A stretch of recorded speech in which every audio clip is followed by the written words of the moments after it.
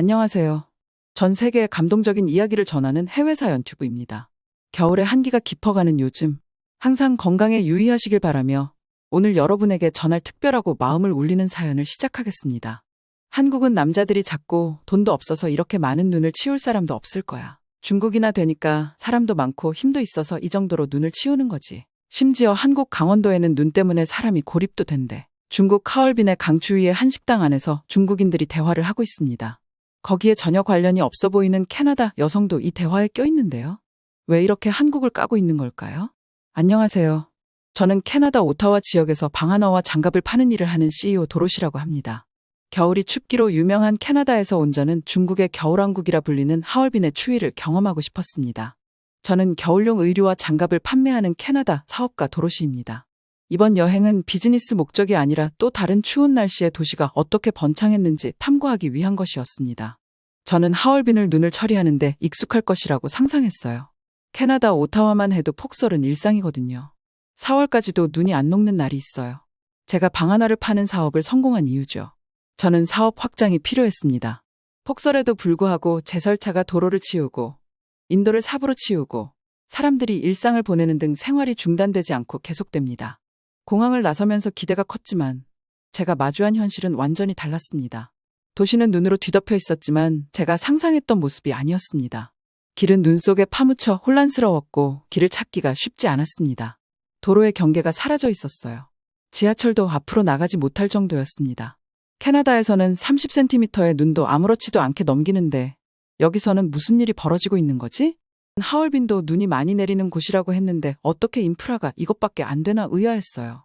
집 앞에 있는 눈을 치우는 사람도 없었고 도로의 눈도 치워지지 않았습니다.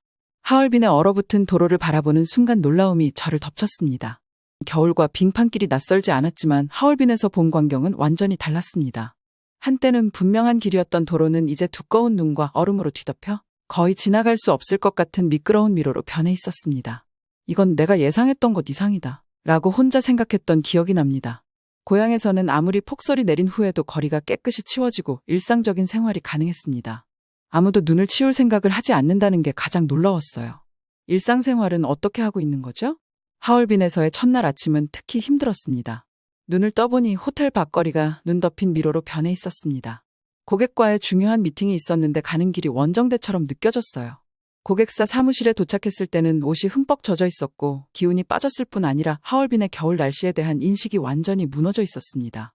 길이 어디 있는지 찾기도 힘들더라고요. 이 쌓여있는 눈이 갑자기 무너지면 죽는 게 아닌가 생각이 들 정도로 무서웠습니다. 이렇게 눈이 많이 오는데 아무도 눈을 치울 생각을 안 하는 게 너무 이상했어요. 누군가는 도로를 다녀야 하는데 말이에요. 하얼빈에서 또 짜증나는 일이 있었어요. 저는 언덕길을 내려가던 위험한 순간이었습니다. 길은 꽝꽝 얼어 있었어요. 캐나다에서의 방치되고 눈으로 덮인 보도는 미끄러운 위험 요소였습니다. 조심스럽게 길을 찾다가 발을 헛디뎌 심하게 넘어져 허리를 다쳤습니다. 통증은 즉각적이고 극심했으며 저는 캐나다에서도 눈을 사랑했지만 눈이 저를 이렇게 크게 다치게 한 적은 없었어요. 치료를 받기 위해 가장 가까운 병원으로 달려갔는데 그곳에서 겪은 경험은 눈을 의심케 했습니다. 기본적인 상담과 치료 후 받은 청구서는 거의 20만 원에 육박했습니다. 특히 중국의 생활비를 고려하면 천문학적인 액수였습니다. 중국은 밥 한 끼를 먹는데도 3,000원 정도면 해결이 되는 거니까요. 제가 외국인이라서 말도 안 되는 금액을 받은 게 아닌가라는 생각을 들었어요. 어느 날 일을 하다가 병원 진료 시간을 놓친 적이 있습니다. 병원이 전화도 받아주지 않아서 어쩔 수 없이 다른 병원을 찾아야 했죠. 저는 원래 가던 병원이 아니라 동네 야간 클리닉을 찾았습니다. 이 병원은 A병원에서 요구한 금액의 3분의 1 수준인 7만 원만 청구하더라고요. 받은 치료는 똑같았어요. 현지 거래처 지인들에게 어이없어 하면서 이 사실을 알렸더니 외국인인 제가 바가지 요금을 썼을 뿐이라고 하더라고요. 심지어 말도 짜증나게 했어요. 중국에 기부했다고 생각하세요. 저희가 장갑과 방한화를 팔아주잖아요. 저는 병원에 따지려고 해봤어요. 지금까지 영수증을 제대로 받은 적도 없었거든요. 저는 하얼빈의 겨울을 이해하고 적응해야겠다고 결심했습니다. 얼음 축제로 유명한 하얼빈은 얼음으로 뒤덮인 도시 외관에 독특한 매력이 있었어요. 매일 아침 밖으로 나가면서 눈 덮인 거리를 헤쳐나가는 방법을 조금씩 배워나갔죠. 눈뿐만 아니라 캐나다에서 익숙했던 것과는 다르게 겨울을 맞이하는 문화를 이해하는 것도 어려운 일이었습니다. 외국인으로서 의사소통은 끊임없는 장애물이었습니다. 저는 외로움을 많이 느꼈어요. 중국어를 하려고 노력했지만 제 발음이 뛰어나지는 못했나 봐요. 제가 중국어를 할 때마다 은근하게 비웃는 것이 느껴졌어요. 거래처에서는 그런 일이 없었지만 식당이나 카페 같은 곳에서 말이에요. 저는 서울의 출장이 걱정되었습니다. 그냥 오타와로 빨리 돌아가고 싶을 뿐이었어요. 언어의 장벽을 넘기 위해 저는 최선을 다해 중국어로 말하려고 노력했습니다. 하지만 대화를 나누던 중 제 노력은 제 발음에 대한 조롱으로 이어졌습니다. 심지어 제가 캐나다인이라고 말했음에도 불구하고 계속 쏘리 아메리칸 이라고 하면서 저를 조롱했어요. 그 사람들은 다수였고 저는 혼자 있는 여성이라서 아무 일도 할 수 없었죠. 그 일로 저는 상당히 낙담했습니다. 제가 의사소통에 어려움을 겪고 있을 때 한 무리의 현지인들이 제가 특정 단어를 발음하는 방식을 따라하며 은밀하게는 아니지만 대놓고 웃기 시작했습니다. 저는 깊은 수치심과 고립감을 느꼈습니다. 모국어가 아닌 언어를 사용한다고 비웃음을 당하는 것은 저에게 새롭고 불쾌한 경험이었습니다. 저는 하얼빈에서의 허리 부상 때문에 비행 시간이 정말 괴로웠습니다. 그래서 비행 도중에 어지러움을 느끼고 화장실에 가려다가 주저앉았는데요. 한국인 승무원 분들이 빠르게 눈치를 채고 저에게 어려움이 있는지를 물어봐 주셨어요. 저는 허리 통증이 있다고 말씀드렸는데 승무원분들이 평소에 쓰던 파스와 핫팩을 가져다 주셨어요. 너무 감사했습니다. 심지어 영어도 아주 잘하는 승무원들이었습니다. 중국에서의 한 달 동안의 외로움과는 대조되는 따뜻함이었어요. 서울에 도착하자마자 대조를 이뤘습니다. 분주한 인천공항은 효율성과 따뜻함이 공존하는 허브였습니다.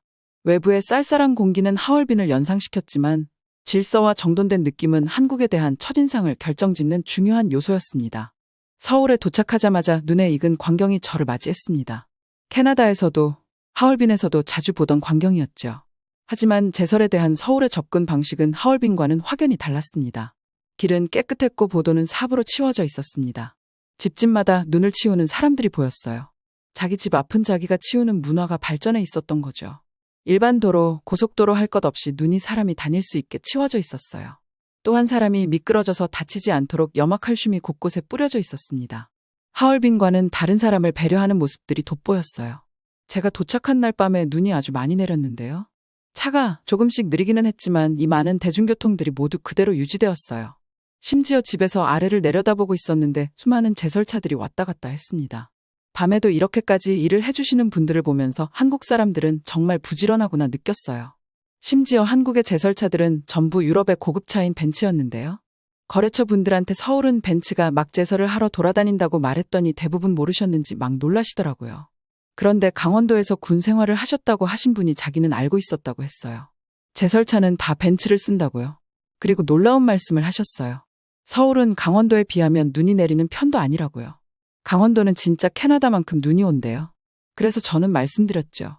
그러면 강원도는 눈을 다 못 치우나요? 이랬더니 거래처분이 말씀하시길 강원도에는 불가능이 없다고 하셨습니다. 강원도 공무원들의 목표는 밤사이 쌓인 눈을 다 치우고 차가 움직일 수 있게 하는 거라고 하면서요. 처음 눈을 치울 때는 이게 되나 싶었는데 한국 사람들끼리 힘을 합쳐서 눈을 치우다 보면 다 된다고 하셨습니다. 눈 치우는 얘기를 너무 즐겁게 하셔서 웃겼어요. 이 풍경을 실제로 볼 일이 생겼어요. 강원도에도 거래처를 만들 일이 생겼거든요. 서울에 계신 분들의 차를 타고 강원도를 가고 있었는데요. 똑같은 누가 봐도 군복을 입은 군인들이 눈을 치우고 있었습니다. 눈이 전날 새벽에 아주 많이 왔었는데 어쩐지 서울에서부터 오는 길에 전혀 문제가 없었어요.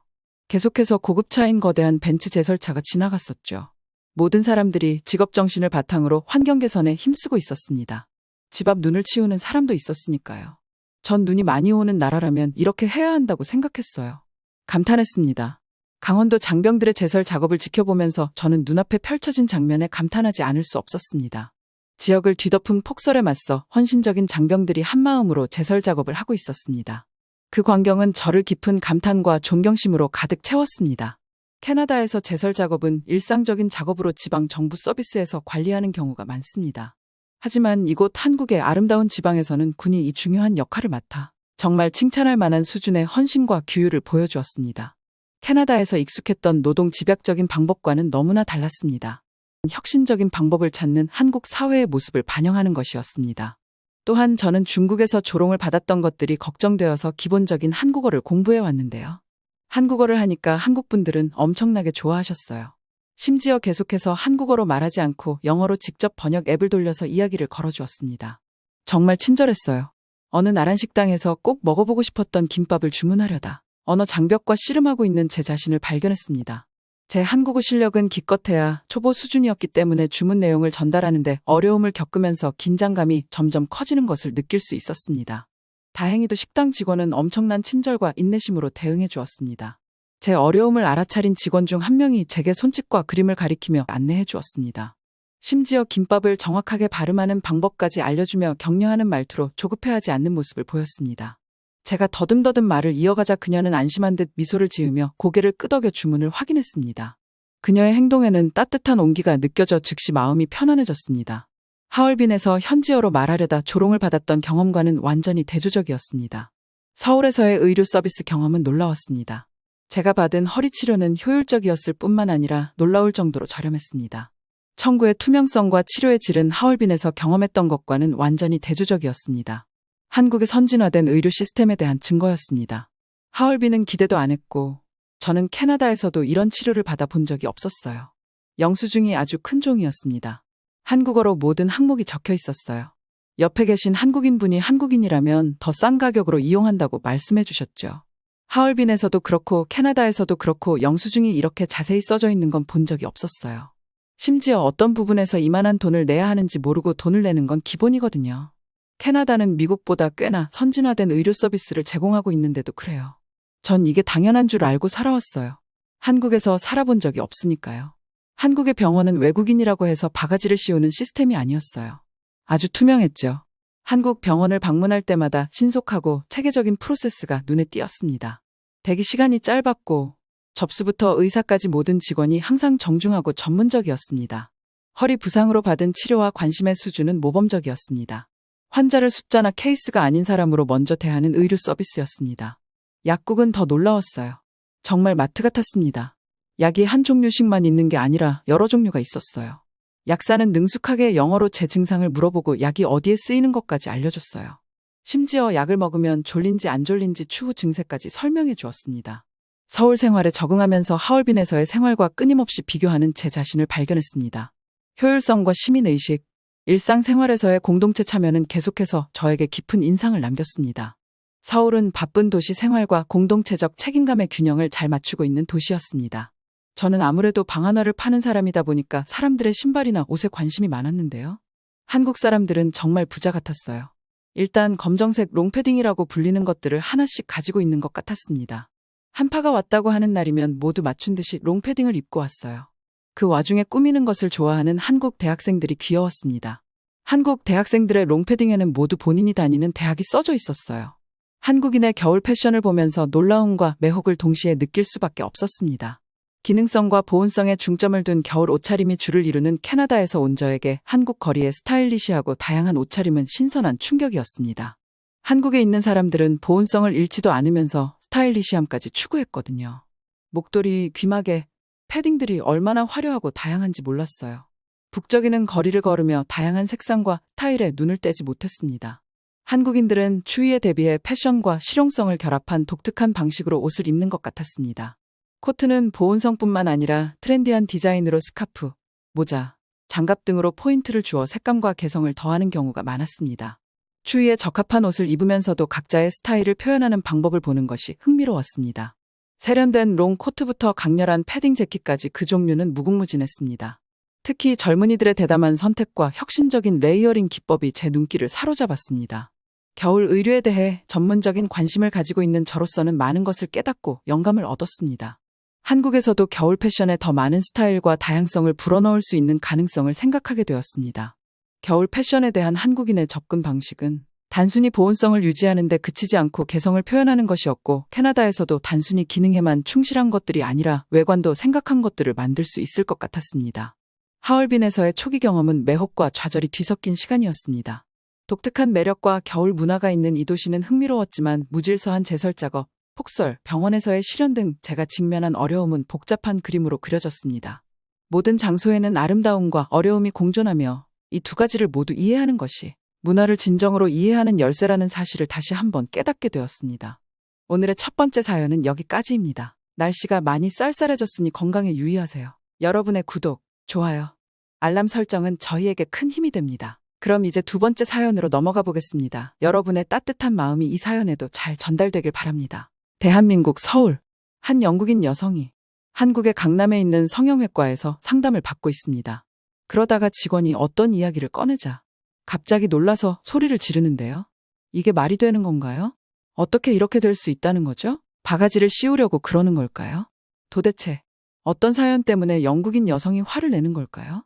안녕하세요. 영국 런던 외곽의 작은 마을에 사는 제인입니다.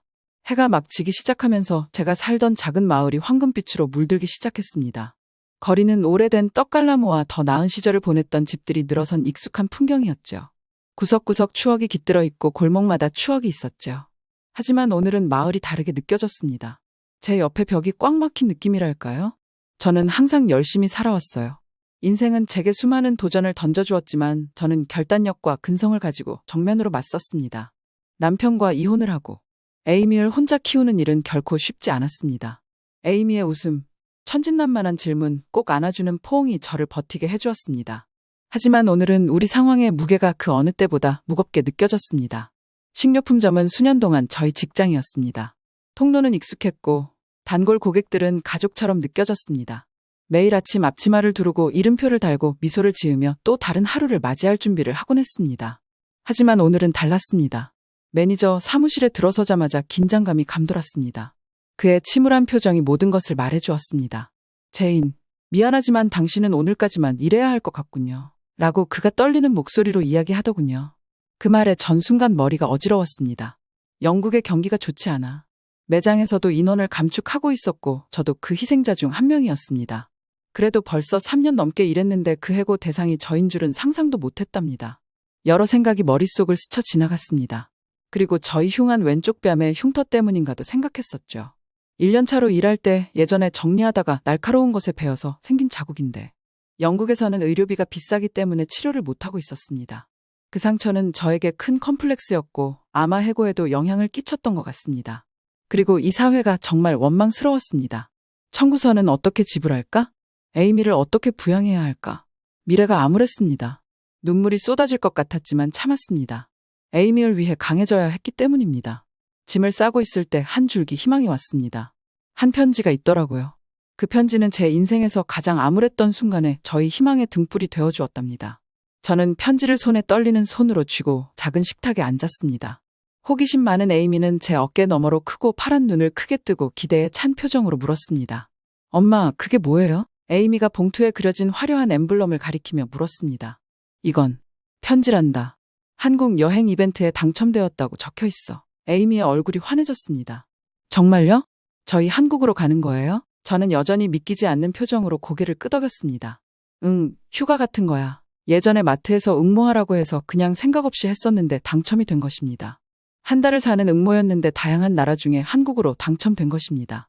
생활비와 숙소도 제공해주는 플랜이었습니다. 우리 둘은 그 자리에 잠시 앉아 그 소식을 보고 있었습니다. 정말 믿을 수 없게 느껴졌습니다. 우리 둘 다 한국처럼 멀리 떨어진 나라는 말할 것도 없고 영국 밖을 여행해 본 적도 없었으니까요. 하지만 우리에게 새로운 모험을 떠날 수 있는 황금 같은 기회가 찾아왔습니다. 하지만 이때도 한국이 아니라 일본이나 중국이면 어땠을까? 라는 생각도 했었습니다. 한국은 솔직히 저는 잘 모르는 나라였거든요. 그나마 요즘 유행하는 K-팝, 삼성, 현대나 삼성도 어렸을 때는 일본 기업으로 알았으니까요. 그래도 당첨된 거에 정말 너무 감사했습니다. 그리고 출국 전 며칠 동안은 정신없이 바빴습니다. 우리는 지역 도서관을 방문하여 한국에 관한 책과 다큐멘터리를 빌렸습니다. 에이미는 끝없는 호기심으로 한국어로 배우고 싶은 문구 목록을 만들었습니다. 매일 저녁 식사 후 함께 모여 앉아 인사말과 공통 질문을 연습했습니다. 안녕하세요. 라고 웃으며 말하며 발음을 완벽하게 하려고 노력했습니다. 다가오는 모험에 대한 소식을 들은 친구와 이웃들은 흥분과 부러움이 섞인 표정이었습니다. 옆집에 사는 제이스 부인은 에이미를 위해 여행 일기를 쓰라고 다이어리도 선물해줬고 젊은 시절 한국에서 복무한 경험이 있는 마르티네즈 씨는 한국에서의 이야기를 들려주었습니다. 그는 한국 사람들의 친절함, 봄벚꽃의 아름다움, 길거리 음식의 맛에 대해 이야기했습니다. 한국에 대해 몰랐던 기대감이 커졌습니다. 출발 전날 밤, 우리 둘 다 잠을 이루지 못했습니다. 에이미의 방은 야간 조명의 은은한 불빛으로 가득 차 있었고 에이미는 고민형에게 앞으로 겪게 될 모험에 대해 속삭이는 소리가 들렸습니다. 저는 침대에 누워 천장을 바라보며 설렘과 불안이 뒤섞인 감정을 느꼈습니다. 길을 잃으면 어쩌지? 말이 안 통하면 어쩌지? 그러다 이 모든 것을 시작하게 해준 황금 티켓인 편지가 떠올랐습니다. 새로운 출발의 기회이자 에이미에게 작은 마을 너머의 세상을 보여줄 수 있는 기회였죠. 출발하는 날 아침은 화창한 햇살과 함께 찾아왔습니다. 택시가 밖에서 경적을 울리며 여행의 시작을 알렸습니다. 집을 마지막으로 한번 둘러보고 문을 잠그는 순간 저희의 마음은 희망과 기대감으로 가득 찼습니다. 탑승구에서 기다리는 동안 에이미는 고민형을 꼭 껴안고 신기한 듯 눈을 크게 떴습니다. 엄마, 우리 정말 가는 거죠? 비행기가 인천국제공항에 착륙하고 밖으로 나오자 선선한 바람이 우리를 맞이했습니다. 공항의 규모는 매우 컸고 한국어와 영어로 된 안내 표지판이 여행자를 안내하고 있었습니다. 조금 당황스러웠지만 공항 직원들의 친절한 얼굴이 우리를 안심시켰습니다. 한국에 대한 첫인상은 효율성이었습니다. 간소화된 출입국 절차부터 고속 열차까지 모든 것이 시계처럼 잘 돌아가는 것 같았습니다. 에이미는 터치스크린 키오스크와 자동화된 통로를 가리키며 기술에 매료되었습니다. 하지만 가장 인상 깊었던 것은 사람들의 따뜻함이었습니다. 가는 곳마다 낯선 사람들이 미소를 지으며 길을 안내해 주었고 심지어는 지역 별미를 추천해 주기도 했습니다. 고향의 번잡함과는 완전히 대조적인 풍경이었죠. 제가 괜한 걱정을 했던 것 같습니다. 한국에서의 첫 식사는 전통 식당에서 했습니다. 우리는 바닥에 앉았고 친절한 웨이트리스가 우리에게 요리를 설명해 주었습니다. 에이미와 저는 김치, 불고기, 비빔밥을 먹었습니다. 대담하고 매콤한 맛으로 미각이 폭발하는 기분 좋은 경험을 할 수 있었습니다. 호텔로 돌아오는 길, 멀리 서울의 불빛이 반짝이고 있었습니다. 거리에는 음악과 웃음소리, 길거리 음식 냄새로 활기가 넘쳤습니다. 에이미와 저는 서로를 바라보며 설렘으로 반짝이는 눈을 마주쳤습니다. 이번 여행이 특별할 거라는 걸 알았죠. 서울은 대조의 도시였습니다. 고궁 위로 고층 빌딩이 우뚝 솟아있고 전통 찻집 옆에는 현대식 카페가 자리 잡고 있었죠. 에이미와 저는 이 도시를 탐험하며 경이로움과 발견으로 가득 찬 하루를 보냈어요. 우리는 경복궁을 방문하여 그 웅장함과 역사에 감탄했습니다. 에이미는 한국 전통 의상인 한복을 입고 사진 포즈를 취하는 것을 좋아했어요. 또한 도심 속 평화로운 오아시스인 청계천을 따라 산책을 했습니다. 평화로운 분위기였어요. 가장 좋았던 것 중에 저는 재래시장을 방문한 것이었습니다. 상인들은 친절하게 우리에게 시식 기회를 제공했습니다. 에이미는 떡볶이를 먹어보고는 매워서 잘 먹지 못했지만 그래도 땀을 흘려가면서 계속 먹더군요. 매운 음식은 중독성이 있습니다. 하지만 저희를 사로잡은 것은 광경과 소리만이 아니었습니다. 우리가 만난 사람들의 이야기였습니다. 한국 전통 놀이를 가르쳐준 어르신부터 세계 여행에 대한 꿈을 공유한 젊은 예술가까지 한 사람 한 사람이 저희의 한국 여행에 특별한 장을 더해주었습니다. 날이 갈수록 에이미와 저는 더욱 가까워졌습니다. 우리는 웃고 울고 희망과 꿈을 공유했습니다. 이번 여행은 단순한 휴가를 넘어 마음의 여행이었습니다. 또 서울에서 우연히 발견한 가장 흥미로운 것 중 하나는 무인 매장이었습니다. 에이미는 스낵, 음료, 장신구로 가득 찬 작은 가게를 둘러보며 이게 어떻게 작동하는 거죠? 라고 물었습니다. 저는 카운터에 붙어있는 작은 메모를 집어들었습니다. 메모에는 필요한 것을 가져가시고 계산은 상자에 넣어주세요. 신뢰가 우리 가게의 신념입니다. 저는 깜짝 놀랐습니다. 순전히 신뢰로만 운영되는 매장이라는 개념이 낯설었기 때문입니다. 저희는 간식 몇 가지를 신중하게 고른 후 거스름돈을 계산대에 정확히 넣었습니다. 가게를 나서면서 한국 문화의 뿌리 깊은 정직과 성실함에 대해 생각해보지 않을 수 없었습니다. 단순하지만 강력한 신뢰에 대한 교훈을 얻었습니다. 에이미의 기술에 대한 사랑은 우리를 서울 한복판에 있는 독특한 카페로 이끌었습니다. 겉보기에는 여느 커피숍과 다를 바 없어 보였지만 내부에는 전자기기의 천국이 펼쳐져 있었습니다. 테이블에는 태블릿이 설치되어 있었고 로봇이 손님들에게 커피를 서빙하고 있었습니다. 영국에서도 카페가 많은 편인데 바리스타가 없이 커피를 만들어주다니 너무 신기했습니다. 에이미는 로봇 바리스타와 금세 친구가 되어 로봇에게 질문을 던지고 프로그래밍된 농담에 킥킥거리며 웃었습니다. 반면 저는 전통과 기술의 완벽한 조화에 매료되었습니다. 한국 전통차를 마시면서 한국 고전을 홀로그램으로 공연하는 것을 볼 수 있었습니다. 그리고 숙소로 가던 중에 동네 공원 산책을 하다가 넘어져 무릎을 긁혔습니다. 날카로운 통증이 느껴졌고 저는 움찔하며 일어나려고 했습니다. 그 순간 한 젊은 한국 여성이 제 옆으로 달려와 손을 내밀었습니다. 그녀는 저를 일으켜 세웠을 뿐만 아니라 가방에서 연고약과 밴드를 붙여주었습니다. 저는 그녀의 친절함에 감동했습니다. 고마워요. 저는 눈물이 핑 돌면서 중얼거렸습니다. 그녀는 괜찮아요. 마침 연고와 밴드가 있었는데요. 라고 말하며 미소를 지었습니다. 작은 만남이었지만 제게 깊은 인상을 남겼습니다. 이게 한국의 정이라는 건가요? 전 정말 감동했어요. 며칠 후, 서울 거리는 여느 때와 다름없이 북적거렸지만 그날의 거리는 저에게 다르게 느껴졌습니다. 신체적, 정신적 상처의 무게가 너무 오랫동안 저를 짓눌렀기 때문에 전 이게 꿈인가 싶었습니다. 붐비는 거리를 걸으면서 흉터가 있던 자리에 매끈한 피부를 만지작거리며 걷고 있었습니다. 신체적인 제 컴플렉스인 왼쪽 뺨에 흉터를 치료하고 싶었습니다. 한국에서는 미용 쪽이 기술도 워낙 좋고 비용도 저렴하다고 커뮤니티에서 본 적이 있었습니다. 그래서 예약을 받아서 전 이동을 했었죠. 클리닉은 현대적인 건축물과 트렌디한 상점으로 유명한 서울의 고급 지역인 강남에 위치해 있었습니다. 병원에 들어서는 순간부터 저는 세심한 서비스에 감동했습니다.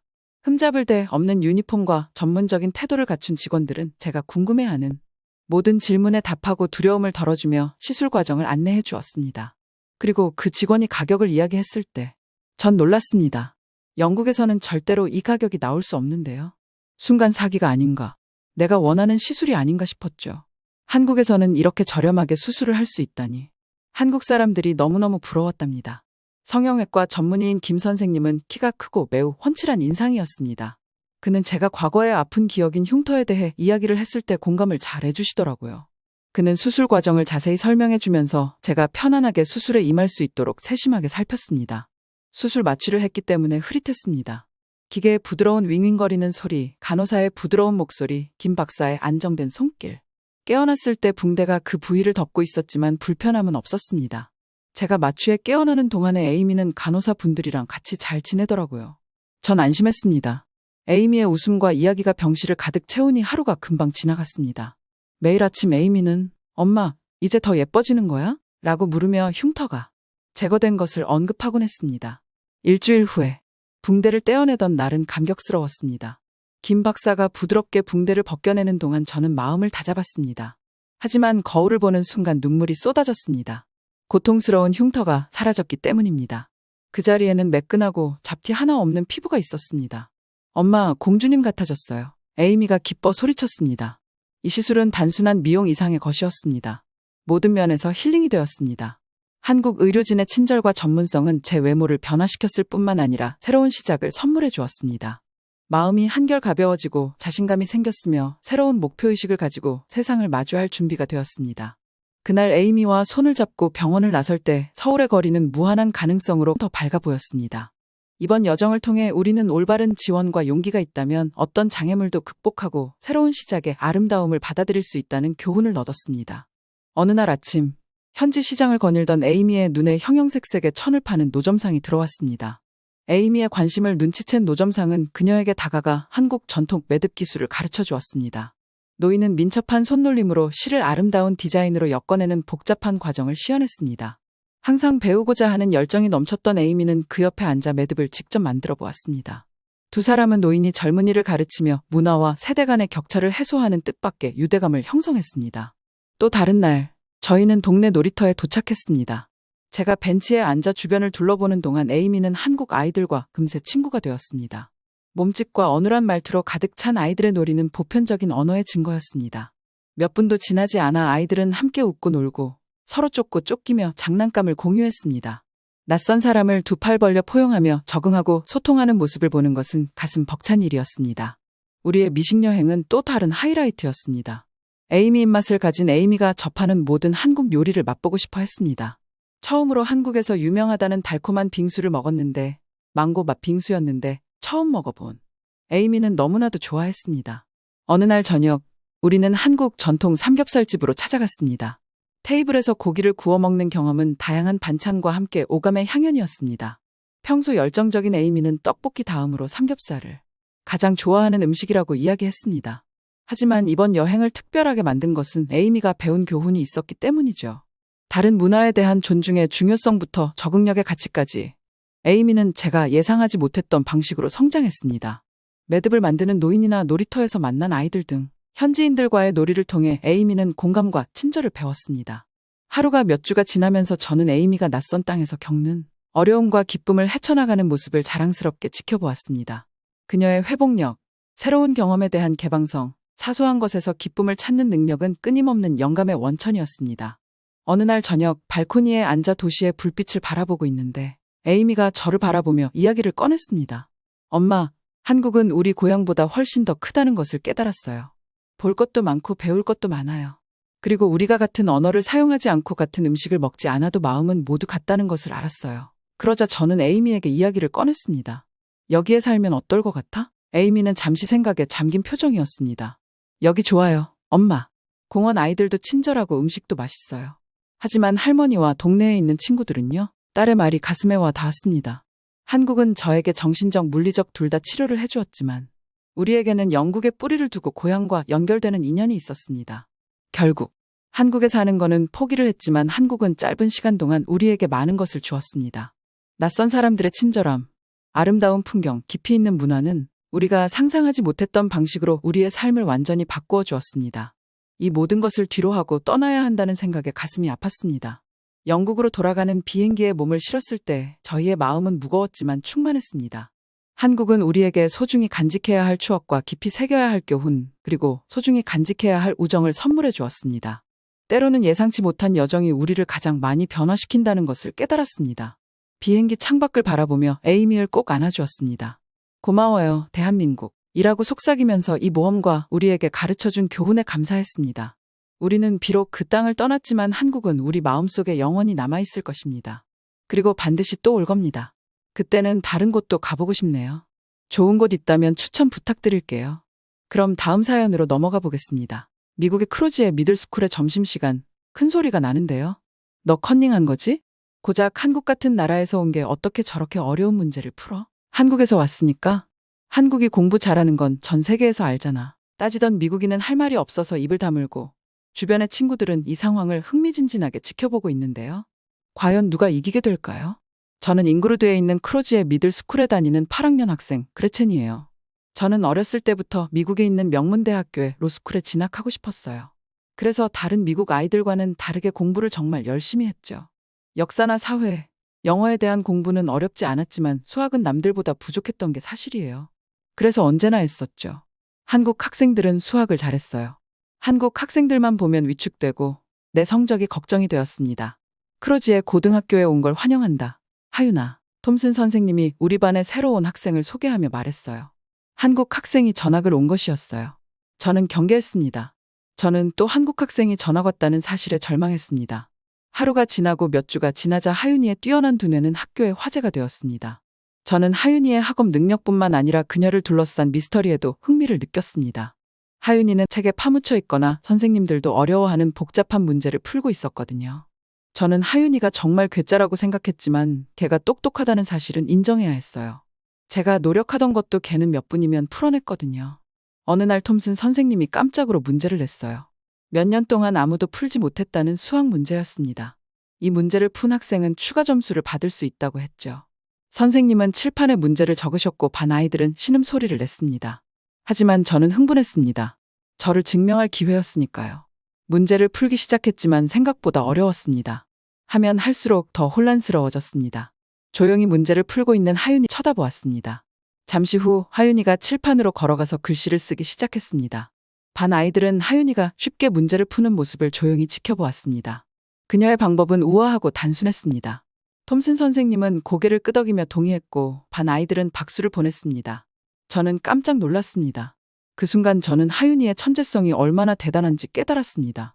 저는 약간의 질투심이 섞인 경외감을 떨쳐버릴 수가 없었습니다. 저는 정상에 서는 것에 익숙해져 있었는데 하윤이는 누구보다 쉽게 모두를 제치고 있었으니까요. 저는 갑자기 분노가 치밀어 올랐어요. 그래서 너무 화가 나서 하윤이에게 다가갔죠. 너 컨닝한 거지? 그렇지 않고서야 저렇게 어려운 문제를 어떻게 풀어? 다른 한국 학생들도 못 푼 문제잖아. 하윤이는 아무 말도 하지 않았어요. 저는 폭주했습니다. 너 한국에서 다 풀고 와서 미국에서 이렇게 성적을 쉽게 얻는 건 너무한 거 아니니? 한국으로 돌아가. 하윤이는 저를 빤히 바라보더니 말했어요. 너도 공부 잘하잖아. 너도 풀 수 있을걸? 내가 알려줄까? 제가 화를 냈는데도 하윤이는 저에게 수학을 알려준다고 했어요. 됐어. 라고 저는 부끄러운 마음에 도망치고 말았습니다. 다음 날 저는 사과해야겠다고 생각했어요. 하윤이는 자기 힘으로 문제를 풀어낸 건데 저는 잘못도 안 한 사람한테 화를 낸 거니까요. 인정하기 싫지만 수학으로는 걔가 1등이 맞았어요. 첫 대화는 어색했습니다. 점심시간에 하윤이에게 다가가자 하윤이는 누군가 자신에게 말을 거는 것에 놀란 듯 고개를 들었습니다. 어제는 정말 미안. 제가 손을 내밀며 말했습니다. 그녀는 망설이다가 손을 흔들며 입가에 희미한 미소를 지었습니다. 안녕, 나는 하윤이야. 한국에서 왔어. 그녀가 부드러운 목소리로 대답했어요. 우리는 학교와 좋아하는 과목 그리고 전반적인 삶에 대해 이야기했습니다. 저는 정말 즐거웠어요. 이렇게 공부에 열정적인 친구를 만난 건 오랜만이었거든요. 그리고 저희 학교에서 상위권에 있는 중국 애들은 자기들끼리만 다녔는데 하윤이는 저랑 함께 다녔어요. 저는 하윤이의 부모님이 급하게 직장에서 미국으로 파견되어 왔다는 사실을 알았어요. 또 한국 교육 시스템은 하윤이 같은 천재도 부족하다고 계속해서 공부를 시키는 점이 부러웠어요. 하윤이는 컴퓨터 공학과를 가고 싶어 하는 학생이었습니다. 저희는 같은 목표에 대해 매일 토론했어요. 수업 시간에 이해가 안 되는 점에 대해서 서로 도왔죠. 하윤이는 미국에 급하게 오게 되어 많이 걱정했는데 친한 친구가 생겨서 다행이라고 말했어요. 저 역시도 좋았습니다. 핸드폰이나 유튜브에만 관심이 있는 학생이 아니라 정말 학문에 관심이 있는 친구였거든요. 저는 하윤이를 새로운 시각으로 바라보기 시작했습니다. 하윤이는 단순한 수학 천재가 아니라 저와 마찬가지로 꿈과 희망, 두려움을 가진 소녀였습니다. 하윤이의 이야기는 저를 넘어선 세상에 눈을 뜨게 해주었습니다. 인생에는 성적과 경쟁 이상의 것이 있다는 것을 깨달았죠. 걔는 정말로 착했어요. 경쟁자를 미워하지 않고 자기의 실력을 올릴 생각을 했죠. 저는 정말 많이 배웠어요. 이것은 제가 전 세계를 가로질러 제가 갈 것이라고는 상상도 하지 못했던 한국이라는 곳까지 가게 될 여정의 시작이었습니다. 시간이 지날수록 하윤이와의 우정은 더욱 돈독해졌습니다. 하윤이의 총명함에 감탄하면서도 한편으론 저 자신을 증명하고 싶었습니다. 다가오는 기말고사에서 하윤이보다 더 뛰어난 성적을 내야겠다고 결심했습니다. 경쟁심에 다시 불이 붙었고 깨어있는 모든 시간을 공부에 쏟았습니다. 한편 하윤이는 다가오는 시험에 전혀 동요하지 않는 듯했습니다. 차분하고 침착하게 일상을 이어나갔습니다. 하윤이의 공부 방식은 저와는 달랐는데 암기보다는 이해에 중점을 두었습니다. 저는 하윤이의 공부법이 궁금했어요. 시험이 다가오면서 학교 분위기는 긴장감이 감돌았습니다. 모두가 하윤이와 저 중 누가 1등을 할 것인지에 대해 이야기하고 있었습니다. 기말고사 날이 다가오자 저는 자신감이 생겼습니다. 그동안 잘 준비했고 최선을 다할 준비가 되어 있었으니까요. 시험은 어려웠지만 저는 준비되어 있었습니다. 시간 여유를 가지고 시험을 마치고 하윤이를 바라보았습니다. 하윤이는 평온한 표정으로 차분하게 문제를 풀고 있었습니다. 저는 이번에도 2등을 했어요. 하윤이는 의심의 여지 없이 1등을 했어요. 심지어 걔는 겸손했습니다. 한국에서 자기가 배운 적이 있는 거라서 운이 좋았다고 말이에요. 그건 증명까지 필요한 문제였어요. 단순히 배운다고 끝나는 게 아니었죠. 저는 아쉬웠지만 하윤이를 진심으로 축하해 주었습니다. 한때 하윤이를 괴롭혔던 부정행위 의혹은 이제 과거의 일이 되었습니다. 하윤이는 의심할 여지 없이 자신을 증명해 보였으니까요. 우정은 더욱 깊어졌고 하윤이와 그녀의 가족들과 더 많은 시간을 보내기 시작했습니다. 한국 문화와 그들의 가치관, 교육 방식에 대해 배웠어요. 저와는 너무나 다른 세상이었지만 너무나 매혹적이었습니다. 저는 어느 날 하윤이를 저녁 식사에 초대했어요. 저희 엄마는 하윤이에게 정말 고마워했어요. 제가 성적에 대한 강박을 내려놓는데 정말 큰 도움이 된 친구였거든요. 심지어 하윤이는 착하고 공부까지 잘했으니까요. 그리고 한국의 교육에 대해 많이 물어보셨습니다. 아무래도 미국의 교육은 자발적으로 준비해야 하는 것들이 많으니까요. 하윤이는 엄마의 계속된 질문에도 성실하게 답해 주었어요. 하윤이가 말하는 내용은 놀라웠어요. 자기가 서울에 있을 때는 상위권이긴 했지만 1등까지는 못했다고 했죠. 이번 시험은 운이 좋은 것 같다고 했어요. 그리고 또 흥미로운 이야기를 해주었습니다. 자기가 유학을 오게 되면서 소개받은 유학원이 있는데 그곳에서 자신의 대학 입시까지 관리하고 있다는 이야기였어요. 하윤은 서울을 떠나오긴 했지만 미국 대학을 가기 위해 한국에서 따로 관리를 받고 있다고 말했어요. 엄마랑 저는 놀랐어요. 미국에서도 이렇게 구체적으로 대학 입시를 위한 학원이 없는데 한국에서는 도와주는 곳이 있다는 사실에 말이에요. 저도 이 시스템을 경험하고 싶었어요.